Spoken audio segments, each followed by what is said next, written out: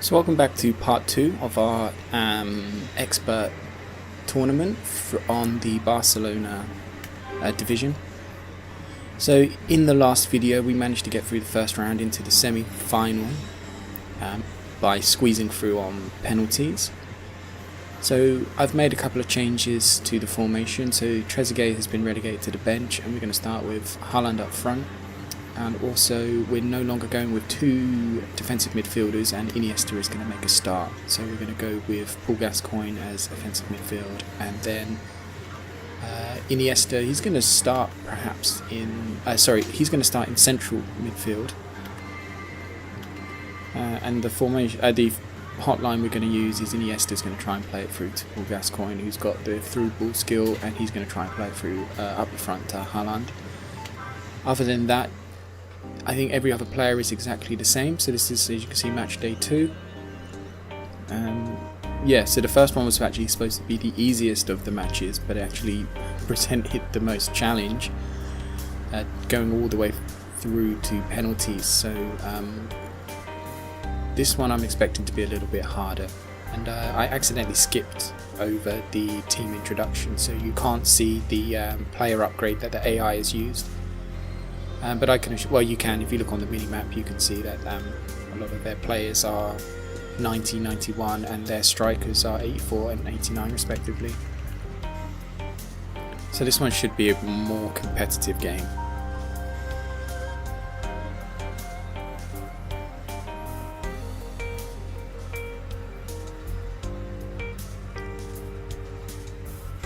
So we've activated the skills on Iniesta and Gascoigne and Haaland has broken through here, and he's given us an early lead in the 7th minute.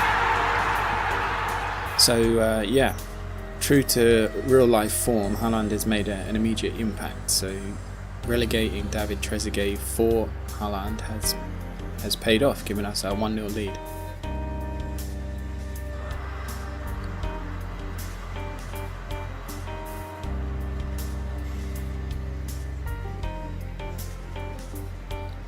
One thing I forgot to mention in the first video is, if you look down on the bottom left of the screen, every time a goal is scored or a shot is taken or a crucial tackle is made, you can see there's a point tally. It's currently at 2,400. But if you keep an eye on that, as the game progresses, more points will be added to that. Oh, and we've just scored from the header as well. That was Haaland as well, so he's certainly proved his worth for making a start. So that's given us an early 2-0 lead. But yeah, if you keep an eye on that, that's where we need to get at least 10,000 points each match if we want to unlock the bonus at the end. But because we performed so miserably in the first match, I think it's going to be nothing short of a miracle if we can meet that 30,000 target. But like I said in the first video, that isn't the aim. The aim is to just win and just to get through.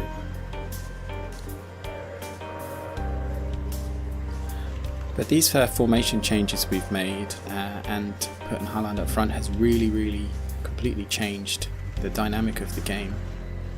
We're much more attack oriented. Players are holding up the ball much better.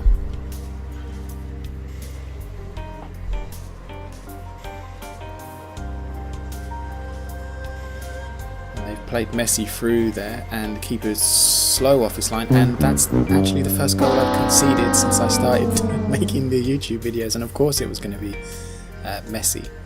So he's actually pulled it back to 2-1 in the 30th minute, so we've had 3 goals in the first half.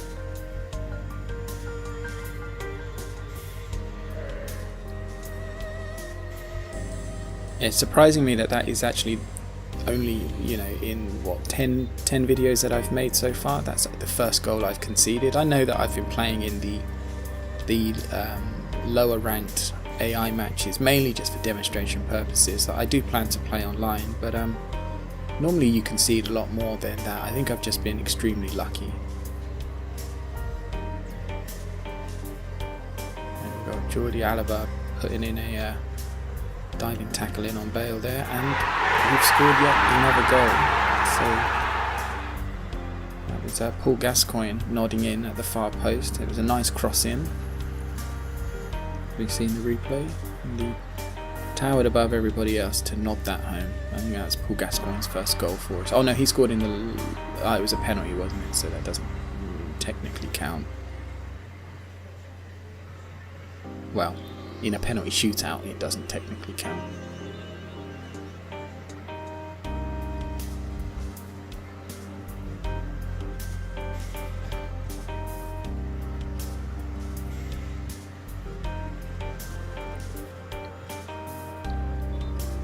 There's been a lot of free kicks given away, sort of in the centre of the field there.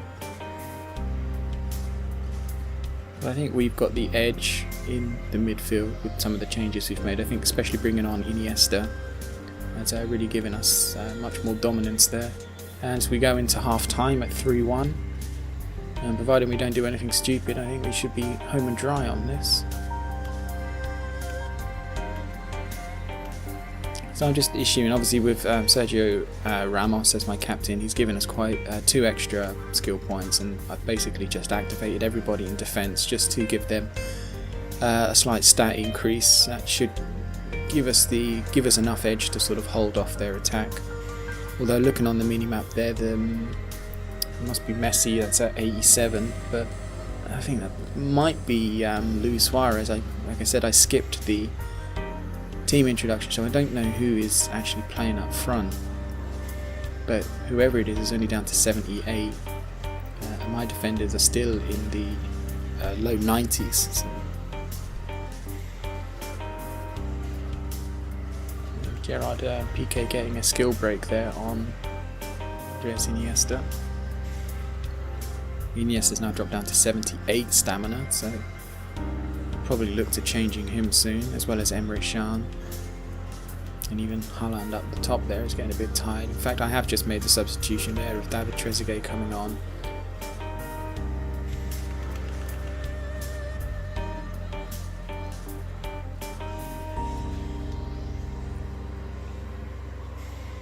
And I've actually taken Gareth Bale off there. So it'd probably be Di Maria that's coming on in his replacement. And finally Emre Can as well. So I'm making all 3 of my substitutions at once, and that's probably Fabinho coming on in replacement for Emre Can. And you see we've got a combo hotline there, because short pass and through pass.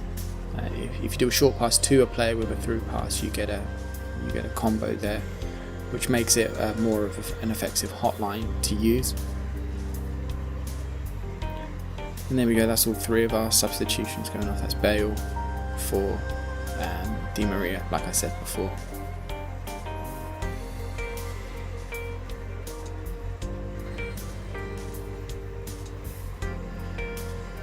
And because we took Haaland off in replacement for David Trezeguet, that's actually broken the hotline, and that would have been a fantastic goal right there. A little chip up and a half volley, but unfortunately he was offside.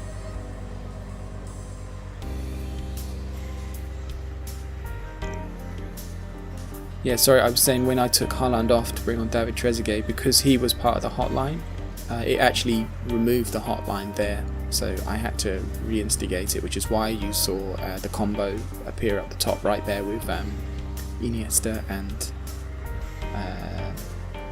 Paul Gascoigne. That's a lovely through ball there, but I'm not sure he was out. Trezeguet was just a little bit too slow. And they're making a substitution in added time. And I think it's going to be much too little too late. There were no goals in the second half whatsoever. Oh, here you can see the animation for the long throw from Kyle Walker. So he actually takes a bit of a run up and he can throw that straight into the penalty area. So it's almost like having a corner. Like I said, that's a really rare one. I don't know many cards that actually have the long throw stat other than this Kyle Walker one. But I think it's a very useful skill to have, especially if you get throw-ins in the attacking third. So there we go, we've won and we've gone through to the final much more comfortably than we did in the first game, and now we're just tallying up our points here, and we've got 13,000, I think. Yeah, I don't think there's any chance that we're gonna, in the final match, be able to score enough goals to get us over the 30,000. So that's we can pretty much completely forget about that and just focus on winning the next match. But this is the end of the second part of this expert tournament, so I hope that you enjoyed it and you'll come back and join us in the third and final one.